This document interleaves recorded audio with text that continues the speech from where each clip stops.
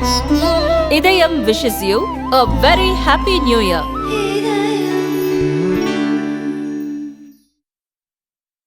திருக்குறளும் திருவள்ளுவரும் எப்போதும் காவிதான் என்று தமிழக பாஜக செய்தி தொடர்பாளர் ANS பிரசாத் கூறியுள்ளார்.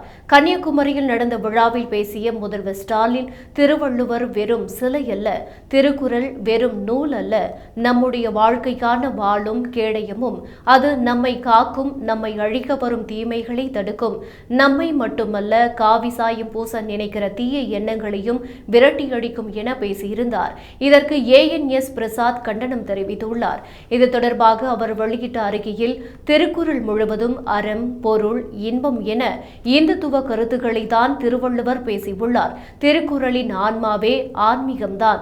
திருக்குறளின் ஆன்மாவான ஆன்மீகத்தை நீக்கி ஆங்கிலத்தில் மொழிபெயர்த்த ஜியு போப்பை திமுகவினர் கொண்டாடி வருகின்றனர்.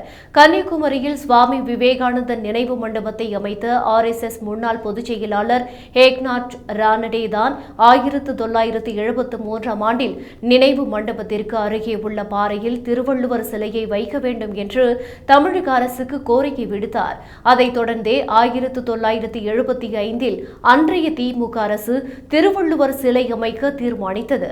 கன்னியாகுமரியில் கால் நூற்றாண்டாக திருவள்ளுவர் சிலை இருப்பதற்கு RSS அமைப்பே காரணம். எனவே திருவள்ளுவருக்கு யாரும் காவி சாயம் பூச வேண்டியதில்லை. திருக்குறளும் திருவள்ளுவரும் என்றுமே காவிதான். இந்த மண்ணின் கலாச்சாரத்தை பின்பற்றும் இந்துக்களிடம் இருந்து திருக்குறளையும் திருவள்ளுவரையும் அந்நியப்படுத்த முயற்சிக்கும் முதல்வர் ஸ்டாலினின் எண்ணம் ஒருபோதும் நிறைவேறாது என்று ANS பிரசாத் கண்டனம் தெரிவித்துள்ளார்.